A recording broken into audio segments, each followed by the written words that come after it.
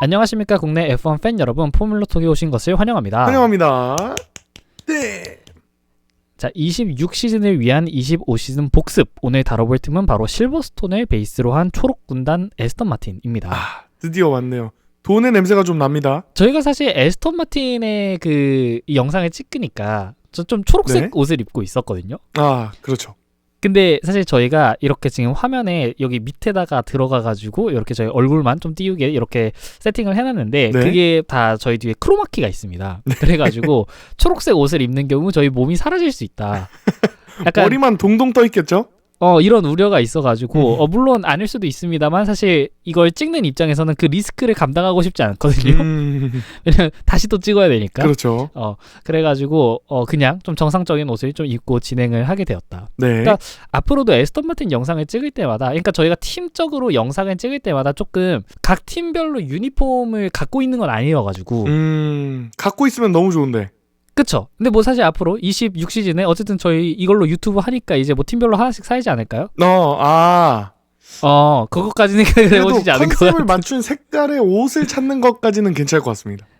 그죠? 근데 에스턴 마틴은 그것마저 조금 힘들 수가 있다. 앞으로 무슨 영상을 크로마키 찍더라도. 때문에. 그러니까 왜냐면 팀 자체가 지금 근데 초록색. 에스턴 마틴도 에스턴 마틴인데 사실 에스턴 마틴은 그 크로마키 적용 값을 조금 하면은 될 것 같기도 합니다. 근데 자우버가 이제 근데 자우버 끝났잖아요. 자우버 끝났네요. 생각해보니. 그죠? 아우디는 약간 이번에 리버리 공개 아직 안 했던 걸로 기억을 하는데, 네. 촬영의 기준으로 아직 안 했던 걸로 기억을 하는데, 근데 아우디는 이제 리버리 색깔이 결국 지금 은색에 약간 빨간색 포인트 요런 느낌으로 들어가는 것으로 제가 보여가지고 전반적인 그러네요. 느낌을 봤을 때, 그래서 자우버는 뭐 이제 그런 형광초록 더 이상 쓸 일이 없지만, 어쨌든 에스턴 마틴 살짝 뭐 아닐 수도 있습니다. 그죠? 실제로 편집 프로그램 돌려보면 아닐 수도 있지만, 어쨌든 편집은 제가 하고, 그리고 저는 그런 리스크를 지고 싶지 않기 때문에 폴씨도 이제 앞으로 초록색 옷은 절대 안 된다. 만약에 입고 오셔가지고 날라갔다, 전 그대로 그냥 영상을 낼 겁니다. 그냥 둥둥 떠다니는 태로. 어쩔 수 없어. 머리만 동동 떠 있겠네요. 자, 그렇게 한번 보도록 하겠고, 네.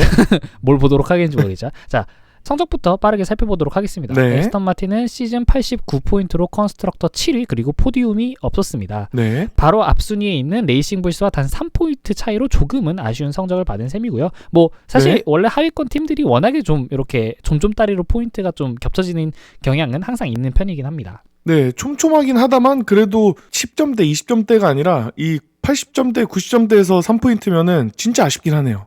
맞습니다. 사실상 한 번의 레이스 정도, 그냥 실수 한 번쯤 안 했으면은 약간 뒤집어질 수 있었던 약간 그런 격차라고 볼 수 있겠고, 그렇습니다. 에스턴 마틴의 이미지라고 한다면 굉장히 약간 견실한, 대기업은 아니지만은 중소기업도 아닌 그런 팀이야. 탄탄한 약간 중견팀의 그런 이미지입니다. 실제로 그렇습니다. 사실 이 팀의 그 시작부터 얘기를 해보면은, 지금의 에스턴 마틴은 과거 포스 인디아 레이싱 포인트로 이어졌던 그 실버스톤 팀이 2021년에 에스턴 마틴으로 리브랜딩을 하면서 만들어진 형태고, 그 전에 포스 인디아랑 레이싱 포인트 이 팀들도 완전 뭐 레드불, 페라리, 메르세데스처럼 월드 챔피언십을 노리는 팀이었는가 하면 그건 아니었어. 네. 하지만 약간 베스트 오브 더 레스트랑 같이 작년 시즌에 약간 윌리엄스 포지션이 약간 전통적인 이 에스턴 마틴 팀의 포지션이었던 거예요.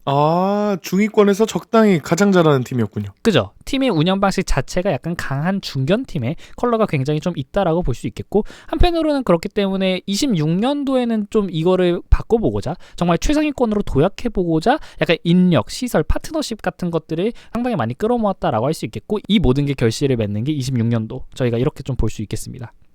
이게 듣자 하니 이 사실 강팀이든 약팀이든 상관없이 다들 26년을 엄청 칼에 갈고 있군요. 특히나 뭐 26년에 있는 이 대규모 규정 변화가 뭐 팀들도 그렇고 많은 사람들이 이야기를 하지만 F1 역사상 가장 큰 규정 변화라고 이야기를 할 만큼 너무 급진적인 변화가 1년 만에 이루어지는 거고요. 사실 이거는 저희가 시즌 시작 전에 한번 뭐 26년도 바뀌는 규정 변화해서 한번 이렇게 총정리해가지고 또 영상으로 담아내긴 할 거지만은, 네. 그러니까 애초에 레이싱에 필요한 역량과 그 레이싱의 방식 자체가 지금 거의 달라질 수 있는 게 결국 그 배터리 때문인 거거든. 배터리의 그 동력이 너무 큰 거고, 그러다 보니까 그 배터리를 관리하는 능력, 레이스 중에 그 에너지를 모으는 능력, 그러니까 그런 것들을 좀 굉장히 스마트하게 쓰는 그런 능력들이 레이싱에 있어서 부각이 될 테고 네. 그러다 보니까 약간 하위권 팀들일수록 특히나 네. 단기적인 업데이트 때문에 자원을 맨날 끌어다 쓰고 그러다 보니까 장기 비전이 없어지고 근데 왜냐하면 앞으로도 이런 비슷한 상황이 유지될 거니까 그것밖에 선택지가 없는 거예요. 근데 26년이라는 약간 정확한 이정표가 세워진 거잖아. 26년부터는 뭔가 달라진다. 그러면은 의사결정 과정에 있어서도 네. 저희가 지금 당장의 성적은 포기하더라도 26년부터 좀 어떻게 해보게 약간 이렇게 자원을 모으겠습니다. 왜 26년에 뭐가 있는데? 26년에 뭐가 있길래 그럴 수 있어? 26년에는 이런 대규모 규정 변화가 있으니까 모두가 정말 제로 베이스부터 시작하지 않습니까? 이런 식으로 그 투자자들을 설득하기도 굉장히 좋다라는 거죠. 그러니까 굉장히 현실적인 이유도 같이 있는 거야. 어차피 리빌딩을 언젠가 할 거라면은 26년도는 거기에 대한 약간 명분을 제공해주는 아주 좋은 해다. 아하. 칼을 갈 거라면은 26년도에 갈아야 되기 때문에. 그렇죠. 그리고 당연히 강팀이라고 하더라도 사실 26년도에 약간 변화된 규정 하에서 여전히 자신들의 약간 그 왕좌를 지키기 위해서라면 정말 여러 가지 방면으로 좀 자원에 투자하고 노력할 수밖에 없고 하위권 팀들에게는 또 굉장히 기회가 될 수 있는 해다. 그렇습니다. 25년도 너무 즐거운 시즌이었지만 26년도에 조금 더 기대가 되네요. 맞습니다. 드라이버들을 간단히 살펴보자면 페르난도 알론소 선수가 56점 그리고 랜스 스트롤 선수가 33점으로 마무리했습니다. 네. 그리고 최고 성적 기준으로 보면은 알론소 선수가 최고 5위 그리고 네. 스트롤 선수가 최고 6위까지 올려놓았습니다. 약간 차가 4강팀에 확실히 비견될 정도는 아니지만 그래도 특정 조건만 갖춰진다면 어느 정도 약간 중위권 그 이상의 성능을 뽑아낼 수 있었다라는 거예요. 여기서 뭐 특정 조건이라고 한다면 이제 스트롤 선수는 비가 내리는 경우인 거일 텐데 이제 이 약간 이 레인 마스터에 관련된 이야기도 저희가 뒤에서 한번 다뤄보도록 하겠습니다. 네. 정리하자면 2025 에스턴 마틴은 포디움 없는 7위 팀이라고 딱 본다면 뭔가 굉장히 아쉬운데 라고 한다지만 또 한편으로 보면은 큰 사고 없이 정말 시즌 내내 89점을 모으면서 중위권에서 나름의 존재감을 여전히 유지했던 해로 저희가 평가할 수 있겠습니다. 그렇습니다. 에스턴 마틴의 전체 시즌 개요 한번 들어가 보자면 사실 에스턴 마틴의 25년도도 다른 팀들하고 비슷하게 약간 정말 오히려 사실 다른 팀들보다 더 하면 더 했지 약간 덜 하진 않을 정도로 26년도를 준비하는 해였어요. 2보 전진을 위한 1보호트에 조금 더 집중한 팀. 그쵸. 사실상 25년도 시즌에 굉장히 의미 없다라고 약간 받아들인 팀 중 하나였다. 초창기부터요. 그쵸. 일단은 아하. 보통 저희가 이야기를 할 때 시즌 초에 있었던 뭐 인사, 이동 같은 것들을 이야기를 해보자면은 네. 25년도 1월에 메르세데스에서 파워트레인 부분 이사였던 이 앤디 카우엘 이분이 에스턴 마틴 F1 팀의 CEO로 부임을 했습니다. 네. 결국 이거는 어쨌든 파워트레인 부분에 약간 높은 기술진을 이렇게 모셔온 거잖아요. 네. 그렇죠. 그럼 당연히 이것 역시부터가 애초에 26년도에 맞춰가지고 팀을 좀 개편하려는 시도 중 하나였다인 거고 게다가 특히 이 앤디 카우엘 이분을 가져온 거는 역시나 이제 혼다와의 새로운 파트너십이 시작하기 때문이겠죠. 그러니까 파워트레인 면에서 에스턴 마틴이 굉장히 큰 변화를 맞고 이제 그런 부분들을 잘 조율해내기 위해서 이쪽 부분의 경험자를 모셨다라고 할 수 있겠고 또한 3월에는 레드불에서 옮겨온 전설적인 엔지니어 에이드리안 뉴이가 공식적으로 업무를 시작한 달이기도 했습니다. 너무 유명한 사람이죠. 엔지니어들의 최고. 맞습니다. 그래서 애초에 이렇게 들어오는 것만 봐도 왜냐면 에이드리안 뉴이가 3월부터 와가지고 물론 그래 뭐 25년도 차량의 단계적인 업데이트에 개입을 할 수도 있겠지만 애초에 뉴이가 25년도에 온 것부터가 결국에는 26년 차를 만드세요 이거야.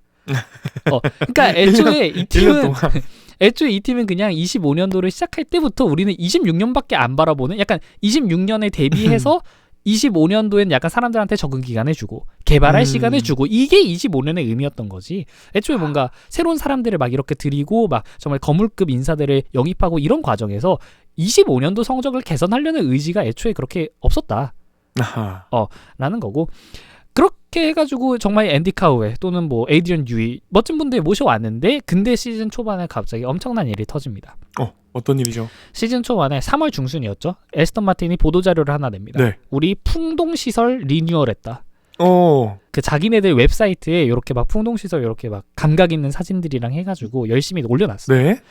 근데 이거를 에이드리언 뉴이가 딱 보더니 야 이거 아무런 의미가 없다. 왜 그랬냐? 뉴이가 이때 지적을 했던 게 시즌 초반에 네. 풍동 시스템도 그렇고요. 시뮬레이션 데이터도 그렇고요. 네. 실제 트랙의 데이터랑 너무 다른 데이터가 뽑아져 나오더라. 해보니까 초반에. 그니까 약간 팩토리에서 엔지니어들이 우리 차는 지금 이렇구나 하고서 약간 이렇게 수정을 가해도 애초에 지금 너무 그냥 현실과는 동떨어진 이야기를 하고 있는 현실이다라고 지적을 한 거예요. 오. 그래서 정말 들어오자마자 약간 이런 날선 비판을 이렇게 했고, 그러면서 에이드리언 유이가 이제 요구를 했던 게 뭐냐면 이 풍동 시스템을 다시 재보정하고 그리고 시뮬레이션 소프트웨어를 조금 다시 만들어봐라, 이런 것들을 요구를 했습니다. 네. 애초에 우리가 팩토리에서 차량을 측정하는 데 쓰는 이 모든 기구들이 현실과 너무 다르니까 아무런 이런 엔지니어링적인 역량을 갖고 있어도 애초에 현실하고 다른 이야기를 하는데 내가 뭘 할 수 있겠느냐. 시뮬레이션하고 풍동 테스트부터 제대로 현실하고 맞게 뜯어 고쳐라 라고 이야기를 했고, 그러다 보니까 작년 에스턴 마틴의 차량이었던 AMR25의 주요 업데이트 일정들이 싹 다 지연되거나 또는 취소가 되는 그런 현상이 발생을 했습니다. 뉴의 일갈에 변화가 생겼습니다. 일단 애초에 그 정도의 거물급 디자이너를 데려온 만큼 그 구단주인 로렌스 스트롤과 그리고 또 에스턴 마틴 경영진이 뉴이에게 굉장히 힘을 많이 실어준다라는 보도도 뭐 여러 번 있었고요. 그리고 애초에 사실 그 시뮬레이션 프로그램을 업데이트한다라거나 아니면 네. 풍동 그 시설을 재정비하는 거는 결국 26년을 위해서도 필요한 일이야. 어쩔 수 없이 투자해야 되는. 그죠? 오히려 에스턴 마틴 입장에서는 그걸 그때 발견한 게 좋은 거죠. 왜냐면 26년 시작했는데 발견했다가는 큰일 나죠. 어차피 25년은 26년을 위해서 준비하는 행인데 이때 사실 이 모든 걸 끝내놓을 수 있다라는 게 오히려 좋은 거지. 자, 그런 측면들이 있었고, 그러다 보니까 아무래도 시즌 초반에 정말 AMR25 빠르게 문제 이렇게 수집해가지고 해결하고 조금씩 차를 개선하고, 다른 팀들은 실제로 그러고 있었고요. 그러고 있는데 이제 에스턴 마틴 같은 경우는 팩토리에서 차량은커녕 지금 이제 시뮬레이션 프로그램 조작하고 있고, 아니면 풍동 시설을 다시 점검하고 있고, 이제 이런 일들이었다 보니까 그러니까 시즌 초반에 굉장히 차량이 조금 제자리 걸음을 했다, 이렇게 볼 수 있겠습니다. 그렇군요. 그러다가 이제 시즌 후반기에 가서는 데이터 시스템이 조금 안정화되자 결국 팀의 초점은 그냥 26년도를 준비하는 쪽으로 갔어요. 그러니까 시즌 중반까지 그걸 열심히 고쳐놓고 오케이, 오르면 저희 AMR25 한번 수정해 볼까요? 했는데 야, 근데 이 정도 늦었으면 그냥 내년 거를 좀 할까? 약간 이렇게 된 거야. 오히려 지금 뭔가 사실 중위권에서 최고를 점하기도 좀 애매하고 그렇죠? 그쵸. 이미 윌리엄스가 많이 좀 앞서 나가고 있는 상황이었으니까. 그러다 보니까 이제 에이드리언 유이하고 앤디 카웰은 시즌 중반에 이미 남은 시즌의 AMR25의 주행은 그저 그냥 데이터 쌓기, 데이터 수집 플랫폼으로 규정을 한 바가 있어요. 그러다 보니까 결국 페르난도 알론소 선수 그리고 스트롤 선수 모두 포인트를 따야 돼, 약간 이런 부담 없이 그냥 달린 시즌이었어요. 데이터를 나머지 수집 시즌은. 어차피 할 겸 그냥 편하게. 그죠, 그냥 편하게. 근데 뭐 사실 대규모 규정 변화를 앞두고 있는데 약간 당연하다라는 느낌도 있고요. 이게 뭔가 그러니까 사실 굉장히 현실적인 전략을 한 거고요. 네. 제가 그 자리에 있었어도 약간 그랬을 것 같기는 합니다. 이미 굉장히 격차가 많이 벌어졌는데 그거 좀 이렇게 하겠다고 26년도에 뭔가를 이렇게 좀 해친다? 약간 굉장히 좀 오히려 더 무모한 도전일 수 있겠죠. 그렇다고 뭔가 해서 당장 한 순위 두 순위 앞지른다고 크게 이득 볼 것도 없는 거죠. 그렇죠. 저희 군대 있을 때만 하더라도 네. 그랬지만은 곧 저녁이면은 약간 그 군대 안에서 이루어지는 일들에 대해서 점점 관심을 끄게 되거든요. 병사로서 그 뭔가 변혁이 있거나 그지? 간부들이 크게 바뀐다거나 이런 게. 그죠. 그냥 뭐 가시든 말든 약간 이런 느낌도 있고. 그러니까 저희 전역하기 거의 직전쯤에 저희 전대장님 가장 높으신 분이 그때 한번 바뀌었는데, 근데 이제 그렇죠. 저희 말년 병장들의 입장에서는 아니 뭐 얘 뭐 바뀌세요? 약간 이런 느낌? 그리고 바뀐 분이 바뀌셨구나 정도. 그리고 바뀐 분이 조금 까다로운 분으로 좀 바뀌셨어요. 원래 굉장히 좋은 나이스 가이였던 분에서 살짝 굉장히 좀 빡센 분으로 바뀌셨었는데, 근데 그때도 네. 생각을 해보면은 그냥 나 어차피 한 달 남았는데 나 어차피 남은 한 달 중에 절반 이상 다 휴가 나가 있을 건데 약간 이런 느낌으로서 그냥 그래라 그러세요. 약간 그러고 오히려 이제 자유시간을 허투루 안 쓰고 진짜 나한테 좀 집중하는. 그러니까 그 다음에 챕터를 준비를 하는 거지. 그러니까 결국에는 25년도 시즌은 모든 팀들이 그냥 말년병장인 해였다. 날카로운 문장입니다. 정말 25년도에 무슨 일이 일어나든 간에 뭐 그러세요 하고 나서 26년도 그 다음에 전역하고 난 다음에 무언가를 이렇게 준비하는데 시간을 굉장히 많이 쏟았던 그런 때가 아니었나라고 볼 수 있겠습니다. 네. 비유해보자면 그렇습니다.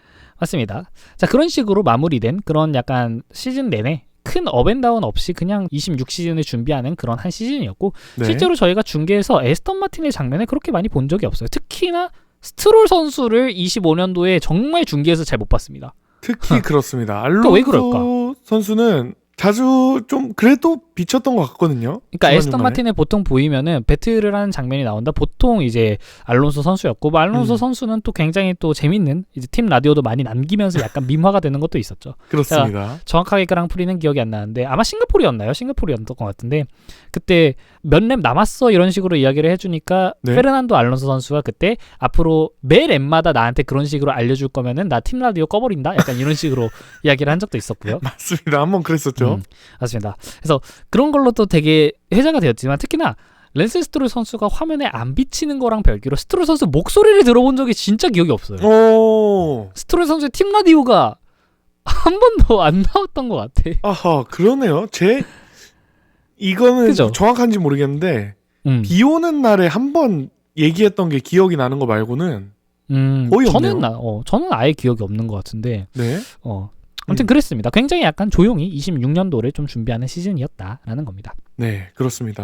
추가적으로 드라이버 라인업과 관련해서 시즌 중에 있었던 일이라고 한다면은 시즌 중반에 처음에는 베르스타펜 선수를 노리기 위해서 에스턴 마틴이 약간 막대한 양의 자금을 지금 준비 중에 있다라는 보도가 처음에 한 번 있었었고요. 네. 근데 이게 그때 메르세데스 루머가 나오기도 전에 먼저 나왔었어요. 맞아요. 그러니까 그러면서 맞습니다.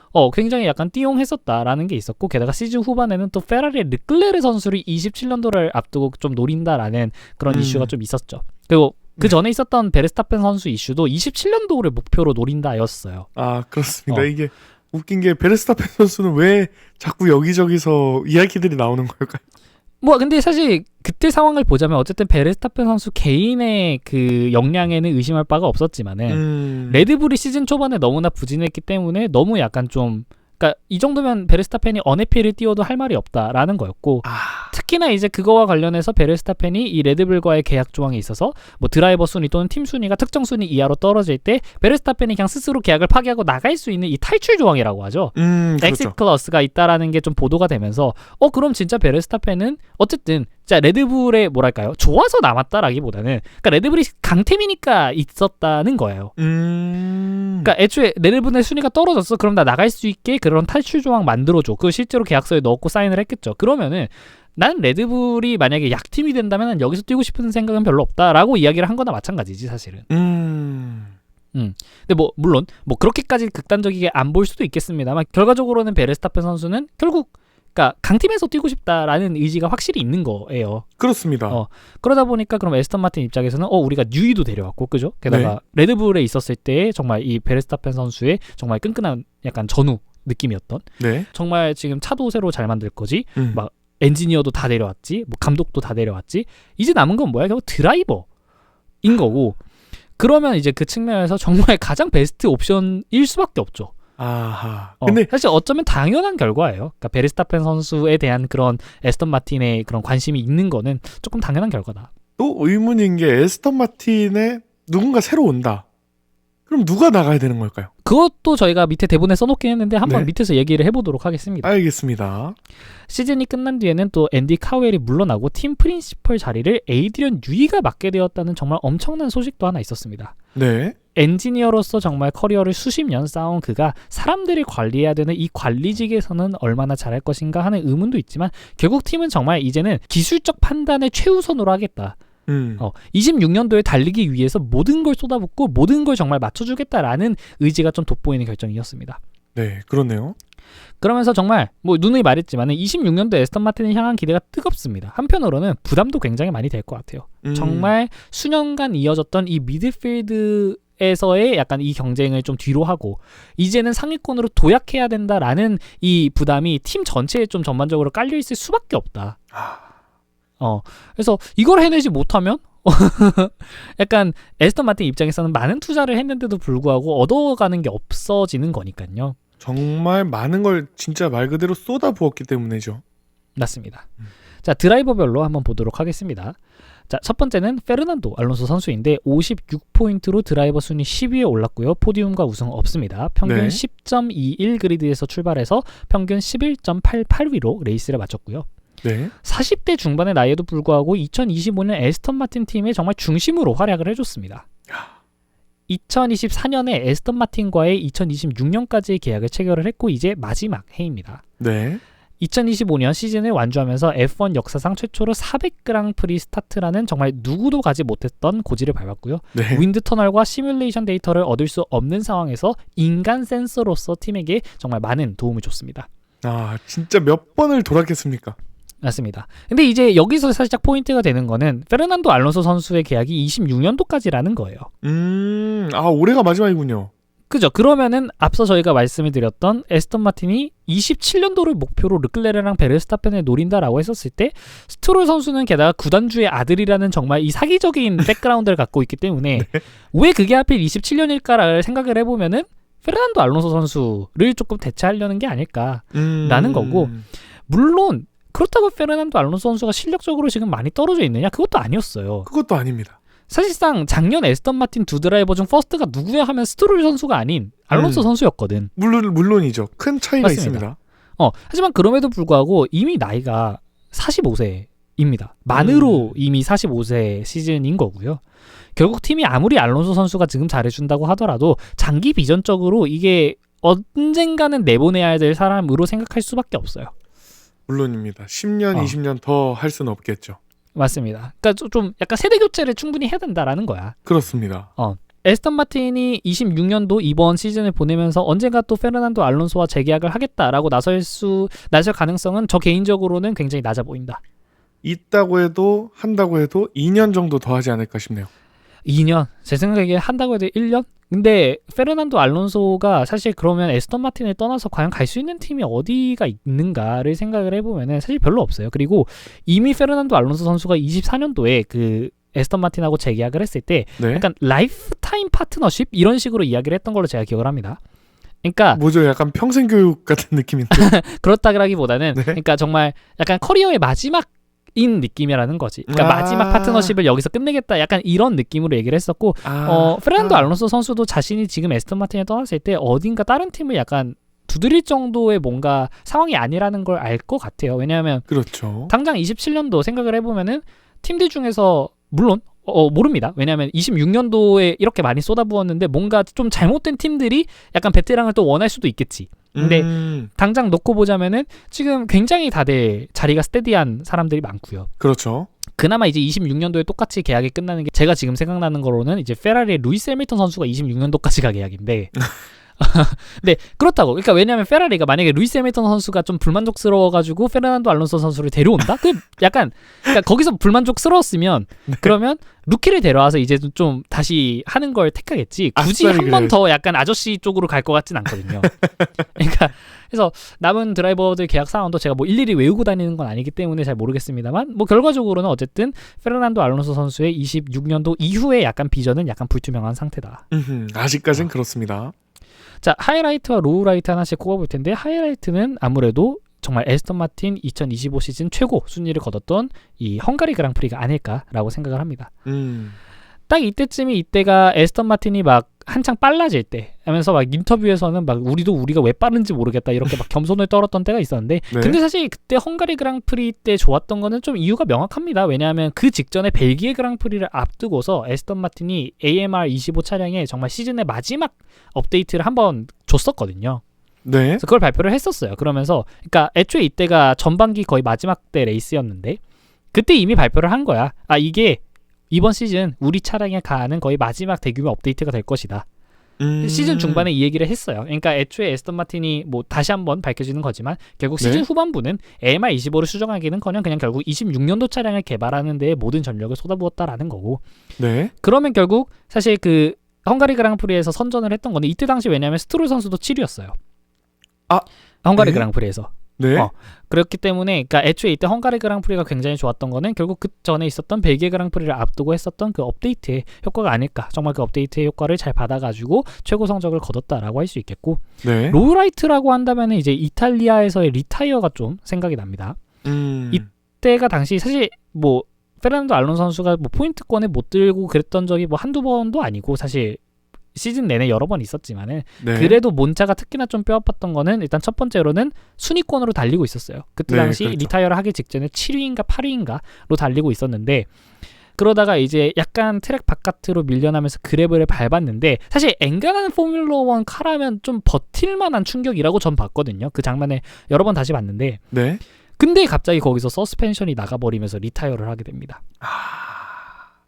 항상 운이 안 좋은 때는 있는 겁니다. 그러니까 이게 정말 하려고 해도 뭐가 안 된다는 게 그때 막 보면은 뭐 차량 전체가 나간 것도 아니었고 정말 바퀴 한 짝 겨우 나갔던 그냥 겨우 그 정도였는데 갑자기 거기를 끝나더니 차량이 안 나가기 시작하는 거야. 아니 17등이었으면 괜찮았을 텐데. 그러니까 차라리 뭐 괜찮진 않겠지만 뭐 어쨌든 그래도 조금은 덜했겠죠. 근데 심지어 순위권에서 달리고 있었다가 그랬으니까. 페르난도 알론소 선수가 어쨌든 시즌 내내 포인트를 매번 나갈 때마다 땄던 게 아니잖아요. 그러니까 그렇습니다. 포인트 딸 기회가 있었음에도 불구하고 굉장히 불운적인 요소로 리타이어를 했던 레이스였기 때문에 이탈리아 그랑프리 리타이어를 좀 꼽을 수 있지 않나 싶습니다. 그렇습니다. 자, 스트롤 선수 한번 봐보도록 하겠습니다. 총 포인트 33점으로 드라이버 챔피언십 16위로 조금은 아쉬운 한 시즌을 보냈습니다. 15.58 그리드에 13.7위로 약간 아쉬운 성적입니다. 네. 랜스 스트롤에게 약간 2025년은 정말 다가오는 슈퍼팀 체제에서 자신의 자격을 증명해야 하는 압박의 시간이라고 볼 수 있었겠고 24년도 말에 계약 만료가 도래했으나 뭐 사실상 아버지가 이제 구단주로 있는 이 특성상 뭐 그렇다고 이분이 나갈 것 같지는 당연히 않았고요. 그러니까 자연스럽게 25년도 시트를 유지를 했었고 알론소의 재계약과 맞물려 약간 스트롤 선수의 입지는 영구적인 세컨드 드라이버로 좀 굳어지는 듯 했지만 결과적으로는 26년도에 있어서는 조금 이 세대 교체를 이뤄내야 된다라는 좀 그 부분이 있어요.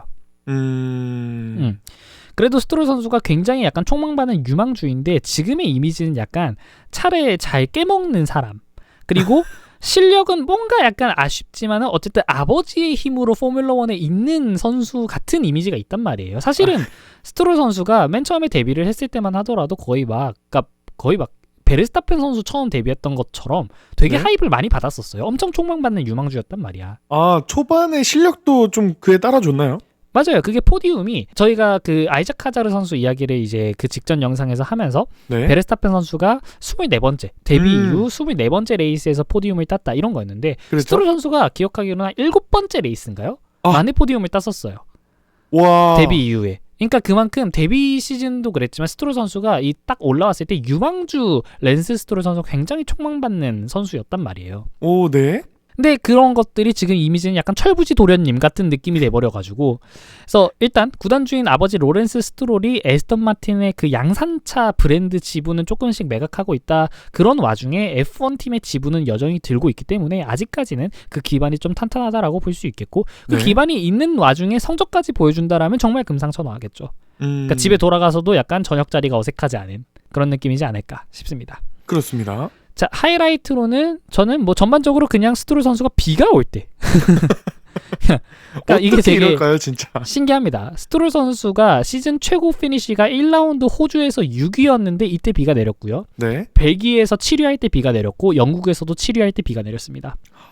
그러면서 정말 현대의 레인마스터다운 그런 모습을 보였고 근데 이게 참 신기한 게 그러니까 예를 들어 베르스타펜 선수 같은 경우는 비가 올 때도 잘하고 안 올 때도 잘하니까 사실 그냥 묻히는 감은 있어요. 근데 스트롤 선수는 비가 안 오면은 뭔가 굉장히 아쉬운데 비가 오면 잘하니까 이 대비가 굉장히 극심한 거야. 진짜 신기합니다. 뭔가 그 빗길에 좀 최적화되어 있는 센서가 또 따로 있는 걸까요? 다른 사람들한테는 없는? 뭐 그런 부분이 있을 수도 있겠습니다. 그러니까 왜 스트롤 선수가 비가 올 때마다 성적이 좋은가 이게 항상 논란이고 그러다 보니까 이제 해외 커뮤니티에서 이거에 대해서 약간 사람들이 토론한 게 있어가지고 제가 한번 봤었는데 이제 거기서 굉장히 좀 반응을 얻었던 댓글 중 하나가 스트롤 선수가 전반적으로 타이어를 과감하게 쓰면서 또 감각적으로 반응하는 좀 뭐랄까요 거칠지만 빠른 그런 주행 스타일을 갖고 있는데 이게 웻 상황에서는 순간순간의 슬립을 느끼는데 굉장히 최적화된 감각을 갖고 있다라는 겁니다. 감각 자체가요? 그쵸. 거기에 또 그 타이어도 웻 타이어가 되는 순간 그 타이어 마모에 대한 부담이 굉장히 확 떨어지기 때문에 그럼 스트롤 선수의 그런 주행 스타일에 있어서 웻 상황은 정말 다른 선수들에 비해서 조금 더 최적화된 주행 스타일이다. 라는 거고 실제로 이제 2025년 시즌 중반에 해외 커뮤니티에 어떤 팬분이 올려주신 자료를 보면은 스트롤 선수가 그랑프리에서 포인트 피니시를 할 확률이 커리어 통산으로 35.5%인데 웻 세션이 진행된 레이스에서는 포인트 피니시의 확률이 52.3%다. 게다가 이것도 중간에 리타이어하는 횟수를 제외하고서 정말 말 그대로 비가 오는데 완주한 레이스를 기준으로 보자면은 완주만 했다 하면은 3분의 2가 넘는 확률로 포인트 피니쉬를 하더라. 거의 사실상 자신의 통상 기록의 거의 2배 가까이 되는 거죠. 3분의 2면은 거의 4강 팀의 네 번째 팀이 가질 만한 확률 정도입니다. 그러니까 포인트 피니쉬라는 거니까 뭐 사실 물론 그 포인트 피니쉬가 사실 12만 해도 포인트 피니쉬예요. 그쵸, 그러니까 그쵸. 사실 그것도 있지만 어쨌든 굉장히 대비가 많이 된다라는 거야. 그러네요. 비가 안 올 때는 커리어 통산으로 35.5%인데 이게 비가 오기만 하면 50%가 넘어간다라는 거는 그러니까 같은 스탯이 다른 선수들에게 어떻게 적용되는지는 잘 모르겠습니다만 스트롤 선수 단독으로 볼 때 어쨌든 이 선수가 비가 올 때 잘하는 건 확실하다. 라는 거죠. 다른 선수한테 적용되더라도 비가 올 때 더 내려가면 내려갔지 올라가진 않을 것 같아요. 맞습니다. 자, 시즌 로우라이트는 글쎄요. 개인적으로는 약간 스페인 그랑프리지 않나 생각을 합니다. 이때 좀 시간이 지났죠. 이때 당시가 이제 랜스 스트롤 선수가 손목 부상으로 인해서 아예 결장을 한번 했었어요. 네. 자, 그러면서 바로 다음인 캐나다 그랑프리에서도 뭐 결장을 하느니, 왜냐면 특히나 캐나다가 스트롤 선수의 홈이니까 홈에서 결장하느니 많으니 이거 가지고도 이슈가 많이 됐었는데 네. 이때 이제 결장했던 이유는 결국 그 옛날에 자전거를 타다가 한번 부러졌었던 그 손목의 통증 문제였고, 그러니까 이거는 그냥 스트롤 선수가 선수 생활을 하면서 계속 갖고 있는 고질병 중 하나인 거예요. 만성적으로. 근데 이때 당시에 통증이 너무 심해져가지고 퀄리파잉까지 맞춰놓고 그게 토요일 밤쯤인가 결정이 돼서 그냥 레이스를 그때 안 나와서 그래서 에스턴 마틴이 아예 리저브 드라이버로 교체할 그 타이밍도 아예 없었고요. 그러니까 에스턴 마틴의 리저브 드라이버들이 지금 보면은 뭐 잭 크로포드 선수 같은 경우는 F2에서 뛰고 있고, 네. 펠리페 드로고비치 선수 같은 경우는 저기 이제 르망 24시에서 뛰고 있으니까 리저브라고 하더라도 이렇게 당일날 연락을 받으면 올 수 있는 상황들이 아니었어요. 그래서 아예 그냥 스페인 그랑프리에서 스트롤 선수의 차는 출전 자체가 안 됐습니다. 아쉽게 됐습니다.